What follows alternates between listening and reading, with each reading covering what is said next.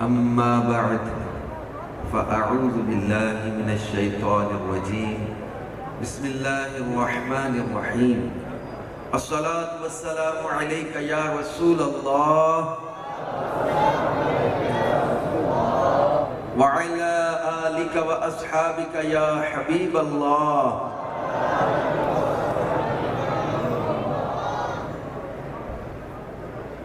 الصلاة والسلام عليك يا نبي الله وعلى آلك وأصحابك يا نور الله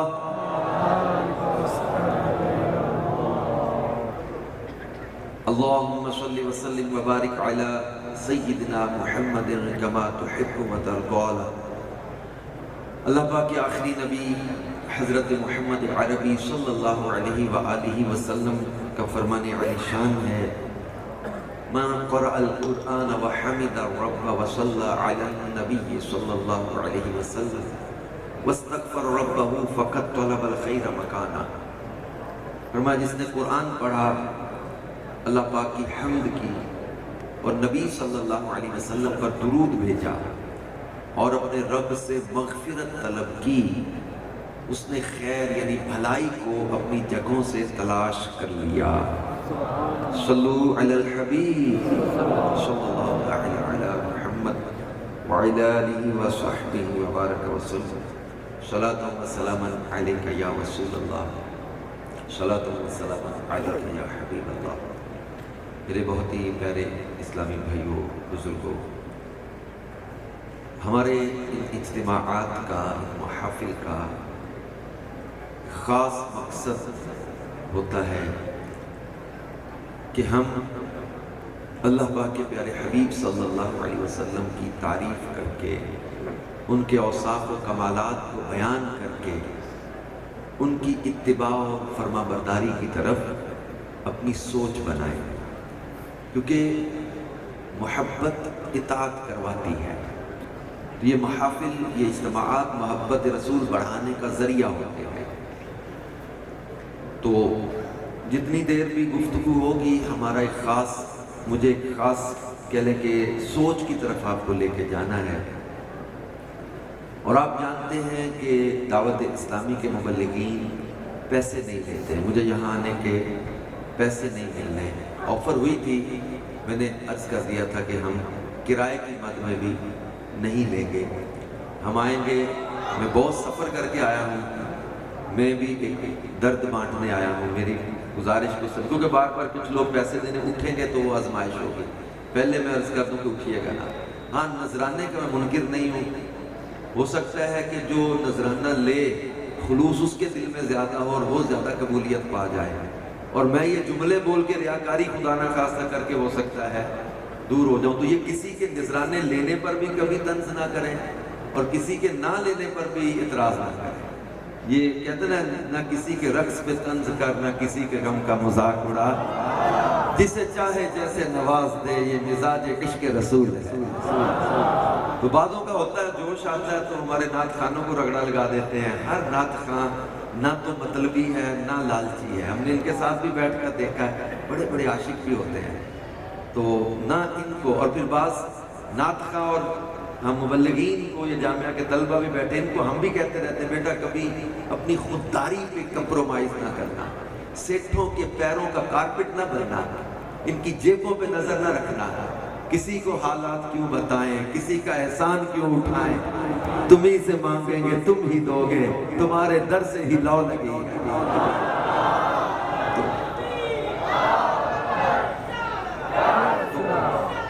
تو یہ بات،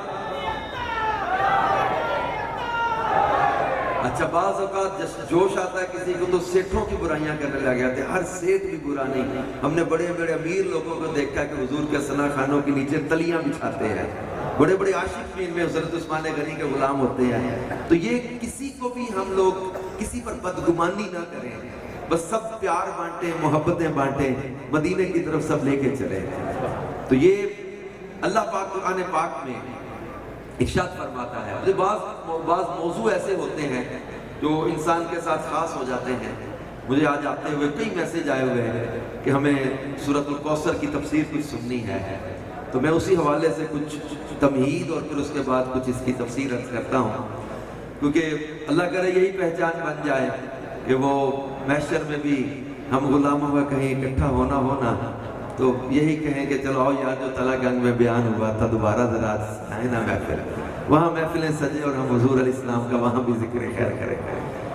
اللہ پاک قرآن پاک میں ارشاد فرماتا ہے، بسم اللہ الرحمن الرحیم، انا اعطیناک الکوثر فصل لربک وانحر ان شانئک ھو الابتر۔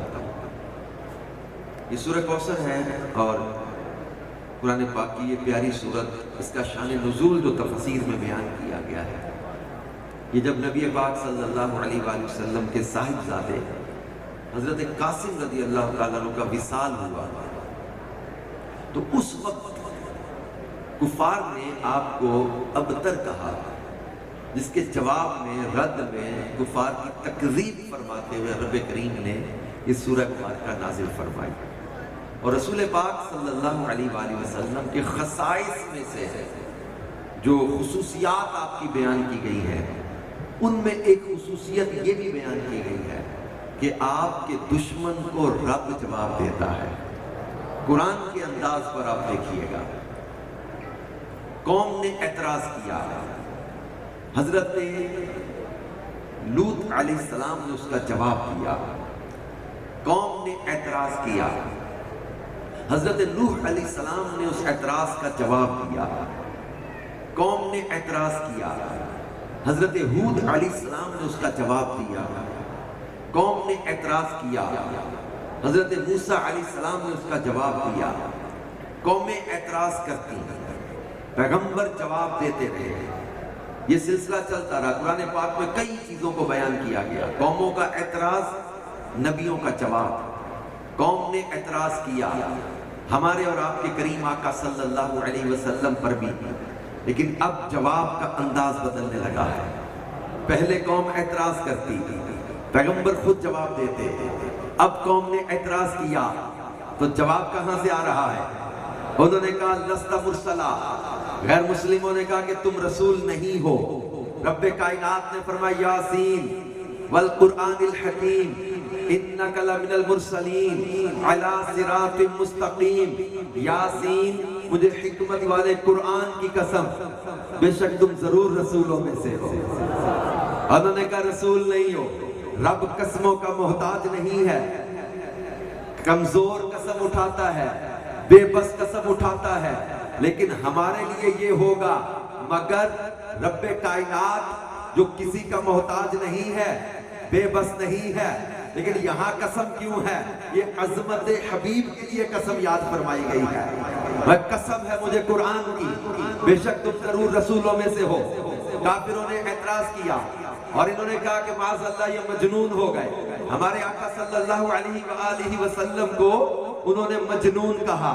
رب کائنات نے اس لفظ مجنون کا جواب دیا، فرمایا نون والقلم وما یسطرون ما انت بنعمت ربک بمجنون وان لک لاجرا غیر ممنون وانک لعلی خلق عظیم۔ ایک لفظ مجنون کے جواب میں پوری نعت مصطفیٰ کی بیان فرما دی۔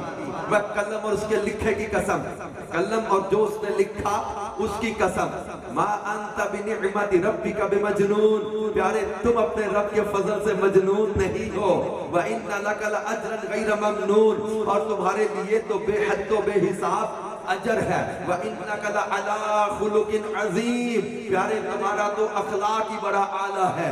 آئے بیمار تو ہر دکھ کی دوا دیتے ہیں، گالیاں دیتا ہے کوئی تو دعا دیتے ہیں، دشمن آ جائے تو چادر بھی بچھا دیتے ہیں۔ پیارے تمہارا تو اخلاق ہی بڑا اعلیٰ ہے۔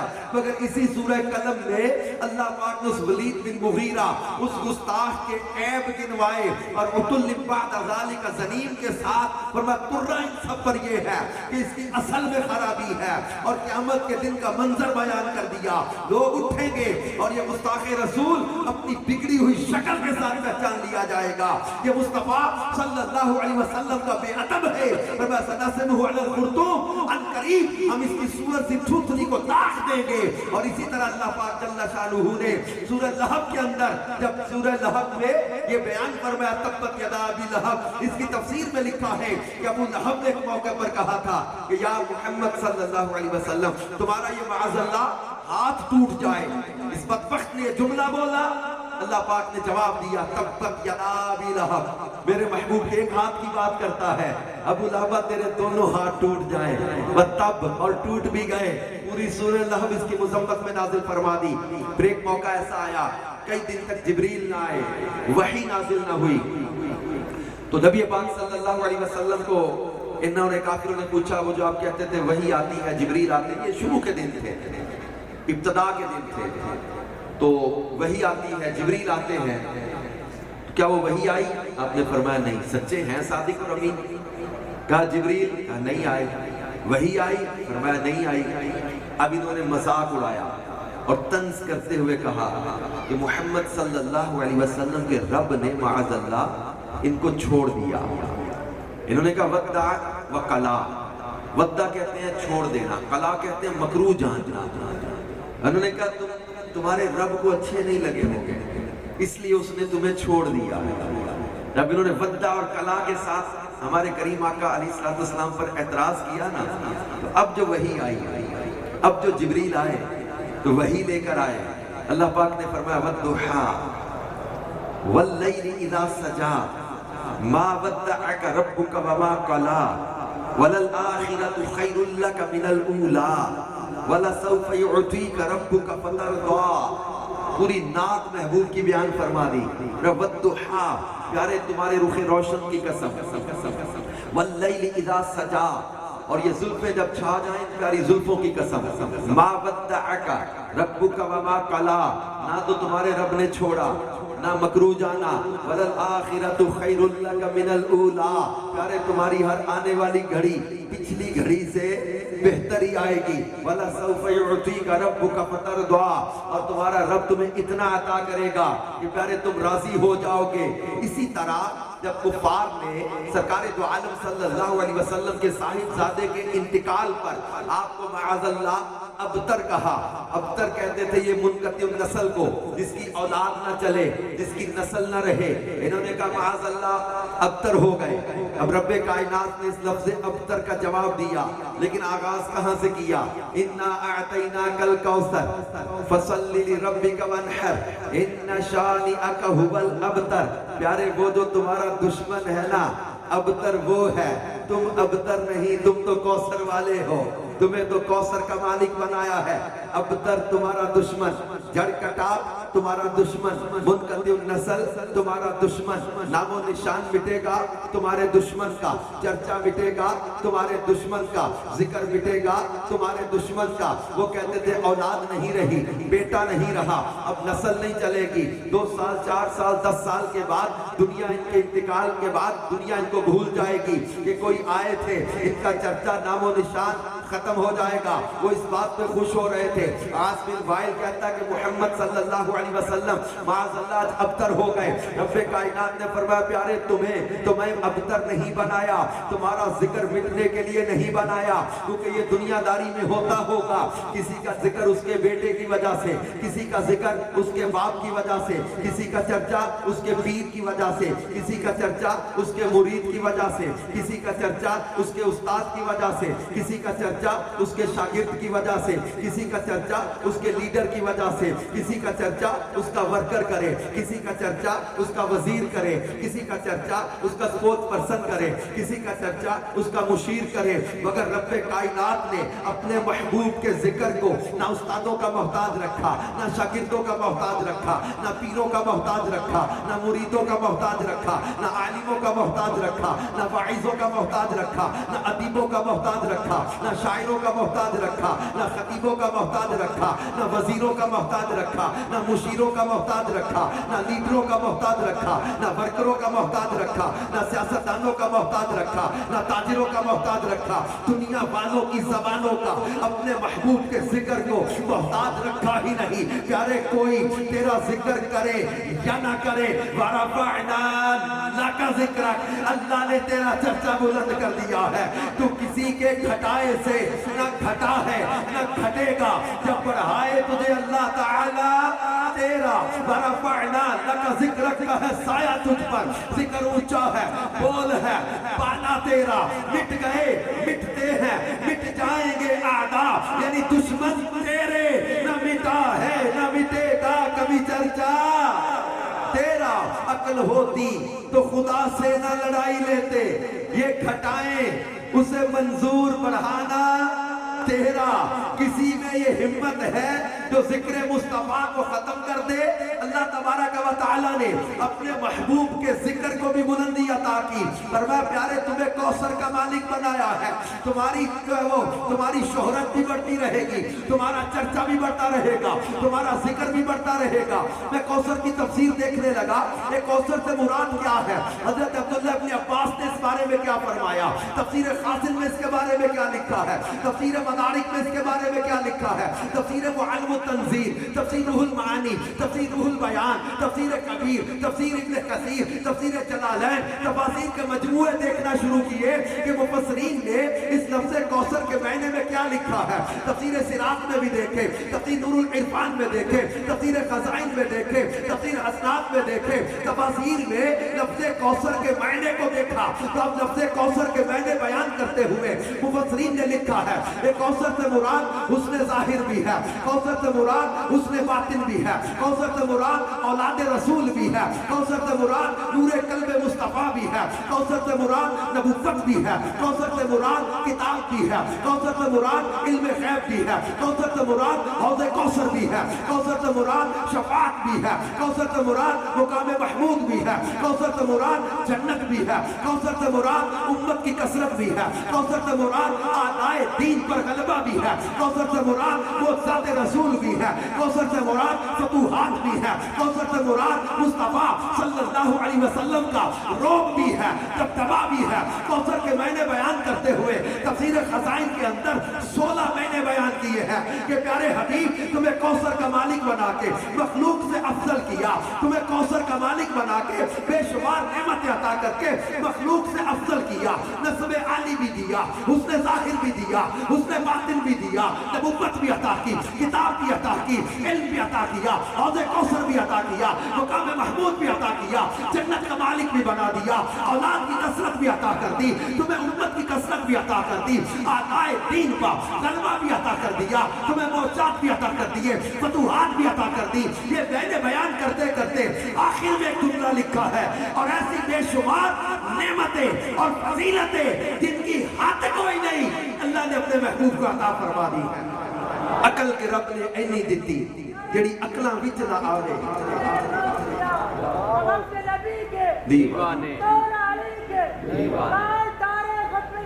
زندہ ہم عقل کے رب نے اینی دیتی جڑی عقلاں وچ نہ آوے، علم کے رب نے اینا دیتا جڑا علماں وچ نہ آوے۔ شاناں تیریاں میں کی دساں کون بیان سناوے، کیڑا ایتھے گن گن دسے، جتھے گنتی بھی مک جا گنتیاں ختم ہو جائیں۔ اللہ پاک قرآن پاک میں فرماتا ہے وَإِن تَعُدُّوا نِعْمَةَ اللَّهِ لَا تُحْصُوهَا، کہ اگر تم اللہ کی نعمتوں کو شمار کرنا چاہو، you can't count the blessings of Allah، اللہ کی نعمتوں کو شمار نہیں کر سکتے۔ میں سٹیٹس کا سٹوڈنٹ رہا ہوں، یہ سٹیٹسٹکس جنہوں نے پڑھی ہوگی وہ سمجھتے ہیں، یہ علم شماریات ہے۔ پھر اکاؤنٹیبلٹی پوری قرآن نے چیلنج کر دیا ہے اس کو، تمام اکاؤنٹس کے ماہرین کو، تمام جو ہے وہ آئی ٹی کے ماہرین کو قرآن کا چیلنج ہے، تم اللہ کی نعمتوں کو گن نہیں سکتے۔ نہ کوئی ایسا سافٹ ویئر بنا ہے نہ بن سکتا ہے جو اللہ کی نعمتوں کو گن دے، تم اللہ کی نعمتوں کو شمار نہیں کر سکتے۔ یہ کون سی نعمتیں ہیں؟ یہ اللہ پاک کی نعمتیں جن کا فرمایا ان تعدوا نعمت اللہ لا تحصوها۔ قاضی ایاز رحمت اللہ علیہ نے اس پر لکھا ہے، آپ فرماتے ہیں یہ وہ نعمتیں ہیں جن کے بارے میں فرمایا انا اعطیناک الکوثر، یہ جو کوثر میں رب نے محبوب کو عطا کیے نا، یہ وہ نعمتیں ہیں جن کا یہاں ذکر ہو رہا ہے کہ تم اللہ کی نعمتوں کو شمار نہیں کر سکتے۔ ایک ہوتا ہے کثیر، زیادہ، بہت زیادہ ہو جائے تو کہتے ہیں اکثر، بہت ہی زیادہ ہو تو اسے کہتے ہیں کسار. جیسے ہم کہتے ہیں بگ بڑا، بگر بہت بڑا، بگیسٹ بہت ہی بڑا. اب کہتے ہیں اکثر، کثیر، اکثر، کسار بہت ہی زیادہ. اب یہاں کیا ہے؟ اللہ پاک قرآن پاک میں فرماتا ہے کل متاع الدنیا قلیل. دنیا کی متاع کیا ہے؟ قلیل. یہ دنیا کا برتنا فرمایا تھوڑا ہے. دنیا کی متاع قلیل ہے. یہ بڑے بڑے شہر، بڑے بڑے پہاڑ، بڑے بڑے صحرا، بڑی بڑی وادیاں، بڑے بڑے جو ہے وہ دریا، بڑے بڑے شپس، بڑے بڑے جو ہے وہ جہاز، مشنریز، کروڑوں اربوں کھربوں چیزیں، علوم، فنون، سرمایہ، دولت، everything in this world, سب کچھ کیا ہے فرمایا تھوڑا ہے. قلیل. کل متاع الدنیا قلیل. یہ سمجھ میں آ گیا نا تو مزہ آئے گا، تو لطف آئے گا اس بات کا. پر کل متاع الدنیا قلیل. دنیا کا برتنا تھوڑا ہے. اب اندازہ کریں جس بارگاہ میں قلت یعنی قلیل، تھوڑے کا پیمانہ اتنا بڑا ہے، وہاں کثیر کا پیمانہ کتنا بڑا ہوگا. اور یہاں محبوب کے لیے کثیر نہیں، اکثر نہیں، کثار نہیں، پھر کوثر بھی نہیں، الکوثر ہے. معرفہ کے ساتھ تعریف اور بڑھے گی، مبالغہ اور بڑھے گا. اور میں تھوڑا سے زیادہ، زیادہ سے بہت زیادہ، بہت ہی زیادہ. پھر الکوثر جو ہے یہ بے حد زیادہ، جس کی آتی کوئی نہیں، جس کی نہایت ہی نہیں. اے محدود عقل والو، محدود علم والو، تمہاری سوچ محدود، تمہارا علم محدود، تمہاری عقل محدود، تمہارا تصور محدود، تمہارا تخیل محدود. اے محدود عقل و علم والو، تم تکڑیاں لے کے بیٹھے ہو مصطفیٰ کی شان کو تولنے کے لیے کہ محبوبہ دے نکتہ چینی جڑا کرن تو باز نہیں آؤندا. اصل منافق جانیے اس نو اور جھوٹا پیار جتاؤندا. سانو دسیا عشق دے مفتی جڑا موڑ موڑ اے فرماؤندا آزم جتھے دل لگ جاوے اوتھے عیب نظر. اور جہاں ہمارا دل لگا ہے رب کعبہ کی قسم، وہاں تو رب نے عیب رکھا بھی کوئی نہیں. جہاں ہمارا دل لگا ہے رب نے اس محبوب میں کوئی عیب و نقص رکھا ہی نہیں ہے. اس لیے فرمایا اِنَّا آتَيْنَاكَ الْكَوْثَرَ، پیارے ہم نے تمہیں بے شمار خوبیاں عطا فرمائی ہے.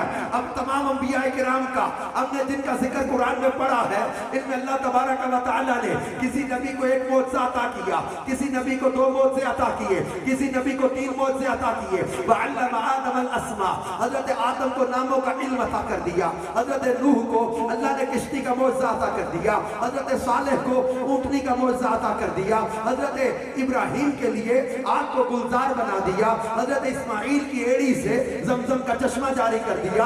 حضرت یوسف کو خوابوں کی تعبیر کا علم عطا کر دیا. حضرت موسیٰ کو ید بیضا اور عصا کا معجزہ عطا کر دیا. حضرت عیسیٰ کو اندھوں کو کھیارا کرنے، کوڑ کے مریضوں کو شفا دینے اور مردوں کو زندہ کرنے کا معجزہ عطا کر دیا. الغرض کسی کو 3 معجزے، کسی کو 4 معجزے، کسی کو 12 تک معجزات کا ذکر آتا ہے. مگر جب آمینہ کے لال کی باری آئی، ہمارے لجپال کی باری آئی، ہمارے سید و سردار کی باری آئی، اب 1 معجزہ نہیں، 2 معجزے نہیں، 3 معجزے نہیں، 4 معجزے نہیں. فرمایا یا ایھا الناس قد جاءکم برہان من ربکم، اے لوگو تمہارے رب کی طرف سے برہان، روشن دلیل، سراپا معجزہ تشریف لے آئے. یعنی اور نبی معجزے لے کر آئے اور ہمارے نبی کو رب نے معجزہ بنا کے بھیج دیا. سراپا معجزہ، ان کا سر معجزہ، بال معجزہ، پیشانی معجزہ، آنکھیں معجزہ، نظر معجزہ، بینی معجزہ، زبان معجزہ، لعاب معجزہ، دندان معجزہ، رخسار معجزہ، لعاب معجزہ، گردن معجزہ، قدم معجزہ، ہاتھ معجزہ، انگلیاں معجزہ، ناخن معجزہ، ان کا سینہ معجزہ، ان کا پسینہ معجزہ، ان کے قدموں کی برکت سے ان کا شہر مدینہ معجزہ. ہے کوئی روئے زمین کا شہر جس کی مٹی کوڑ کا مریض ملے اور شفا پا جائے. مدینے کی مٹی کوڑ کا مریض ملے تو شفا پا جاتا ہے. وَإِنَّا آتَيْنَاكَ الْكَوْثَرَ. پیارے ہم نے تمہیں بے شمار خوبیاں عطا فرمائی ہیں، اور ان میں یہ خوبی بھی ہے کہ رب کائنات جل شانہ نے خود ان کے اوصاف و کمالات کو بیان کیا ہے، اور رب کائنات نے اپنے محبوب کریم صلی اللہ علیہ وآلہ وسلم کی عظمتوں کو خود قرآن میں بیان کر کے ان کا ذکر کرنا سنت الہی بنا دیا ہے. یہ سنت الہیہ ہے ذکر مصطفیٰ صلی اللہ علیہ وآلہ وسلم کرتے رہنا. اور ہم ان سے پیار کیوں نہ کریں.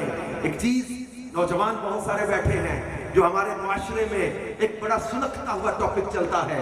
میں کچھ عرصہ پہلے یورپ کے سفر میں تھا. مجھے جرمنی میں کسی نے سوال کیا تھا، غیر مسلم تھا، اس کو ہم نے اسلام کی دعوت دی. اس نے سوال کیا تھا، اور اسی طرح کا ملتا جلتا ایک جملہ مجھے پنجاب کی ایک یونیورسٹی میں بیان کرنے گیا تھا. وہاں اسٹوڈنٹس میں بیٹھے ہوئے تھے. بعد میں ایک اسٹوڈنٹ نے جب یہ سوال کیا، الارم میرے دماغ میں چلا کہ یہ وہ مینٹیلٹی ہمارے نوجوانوں میں انجیکٹ ہو گئی ہے. وہ سوال کیا تھا؟ جب ہم نے اس کو غیر مسلم کو اسلام کی دعوت دی، ایک موقع پر اس نے کچھ دیر گفتگو چلی، ایک سوال اس نے کیا کہ why we have to follow محمد صلی اللہ علیہ وسلم, why we have to love him, ہم کیوں ان سے پیار کریں, ہم کیوں ان کو فالو کریں. یہی سوال ہمارے نوجوان نے کر دیا کہ ہمیں اپنی زندگی جینے کا خود اختیار ہونا چاہیے. ہمیں اب پابند نہ کریں کہ ان کو فالو کرنا پڑے گا. ہمیں آپ جو ہے وہ ہم پر پریشر نہ کریں کہ جناب آپ کو اطاعت کرنی ہی پڑے گی. ہمیں پابند نہ کریں. We have to live our own life. My life, my rules. کہتے جناب میری اپنی زندگی ہے, میں اپنے اصولوں کے مطابق جیوں گا. پابند نہ کرو ہمیں کہ شریعت یہ کہتی ہے, قرآن یہ کہتا ہے. ہمیں پابند نہ کریں. ہم خود سمجھدار ہیں, پڑھے لکھے ہیں, ہم اپنی مرضی سے ڈیسائیڈ کر لیں گے what I have to do, where I have to go. یہ ڈیسیژن ہمیں لینا ہے. آپ لوگ ہمیں پابند نہ کریں.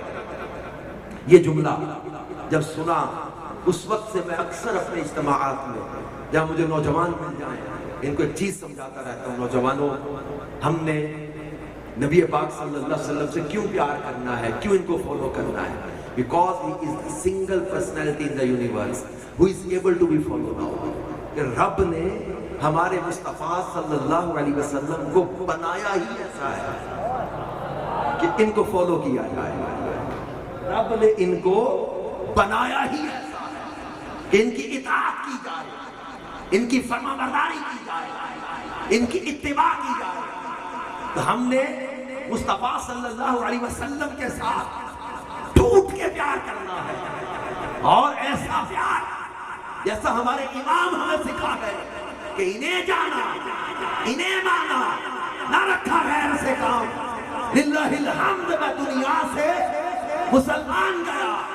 میرے آقا امام اہل سنت مجدد دین و ملت ہمیں سکھا گئے کہ ہم نے ان سے ایسا پیار کرنا ہے کسی اور کی طرف دھیان جائے نا. اور پھر اگر کوئی ہمیں یہ کہتا ہے کہ جناب دنیا کہاں سے کہاں پہنچ گئی, اور آپ جو وہ اولڈ مائنڈڈ لوگ ہیں, آپ مذہبی طبقے کے لوگ, آپ